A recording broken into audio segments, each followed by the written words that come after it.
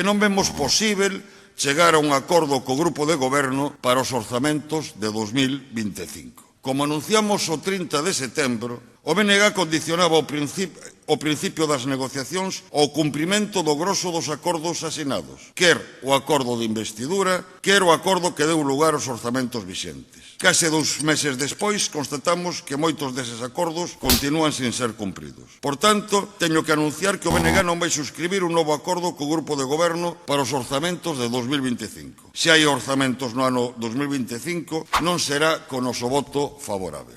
E se o goberno local se centra só naquelas cuestións que forman parte das súas prioridades de axenda e secundariza os programas e actuacións incorporadas aos orzamentos por iniciativa do BNG, entón é inevitável que haxa unha creba de confianza. Teño aquí o acordo de investidura suscrito entre o BNG e o PSOE e o acordo orzamentario de 2024, podería facer un repaso dos incumplimentos, pero asegurolle que nos levaría moito tempo. É moi importante chegar a acordos, mas hai un refrán que di que o papel terma do que lle voten, e calquera pode entender que de nada valen os acordos se logo non se cumpren, e quen dispuña de todas as ferramentas para os cumprir era o goberno local. Por iso reitero que non se dan as condicións para chegar a un acordo para os orzamentos de 2025.